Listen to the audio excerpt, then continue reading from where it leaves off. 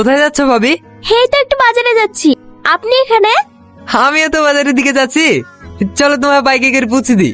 না না থাক, আমি টুকটুকি ধরে চলে যাব। রোহন বইবে বলে ভয় পাচ্ছে তাই তো? থামো। হ্যালো হ্যালো রোহন, হে দেখ ভাবি বাজারে যাচ্ছে, বলছে বাইকে উঠো না আমি দেবো।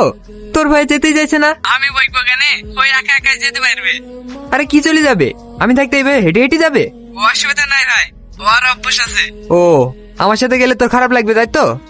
না না সেরকম কিছু না, তোমার সাথে গেলে আবার ভয় কিসের? ঠিক আছে তাহলে আমি বাজারে নামে দিছি। লেও রোহন পারমিশন দিয়ে দিয়েছে, এবার তো চলো। কোথায় গেছিলি? কেন বাজারে?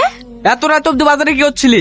বাজারে নাকি এক জায়গায় ভালো খাবার হয়, তাই সেলিম ভাই খেতে লেগেছিল। আমি যে তোর লেগে এখানে খাবার নিয়ে বসে আছি আর তুই বাইরে খেয়ে বেড়াছি। চাচাছি কি এইভাবে? তুই তো যেতে বললি ওর সাথে, না বললে আমি যেতাম নাকি? আর আমি তেমন ভাবে বলিনি, তুই ফালতু ফালতু রাখছি কেন? মায়া একদম কথা বলবি না আমার সাথে। মায়া, এই মায়া। সত্য?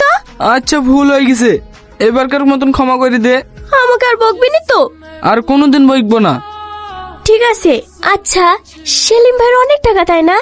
হ্যাঁ। হঠাৎ এই প্রশ্ন কেন? ও এমনি জিজ্ঞাসা করলাম। কাল তুই কখন বেড়াবি? কাল না পরশুদিন যাবো। ভালোভাবে থাকবি, কোথাও বেড়াবি নি। আমি ফোন করে করে খোঁজ নেবো, সময় মতো খেয়ে নিবি। হ্যাঁ, তুইও সময় মতো খাওয়া দাওয়া করবি। আর শোন, রাতে গেটটা ভালো করে বন্ধ করবি, জায়গাটা অত ভালো না। কি খবর ভাবি?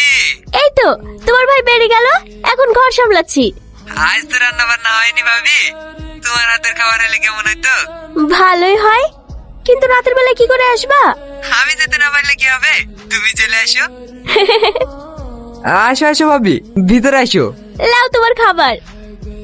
আহা, টিফিনের বাইরে থেকে সেন্ট পাচ্ছি। থাকো সেলিম, আমি এখন আসি।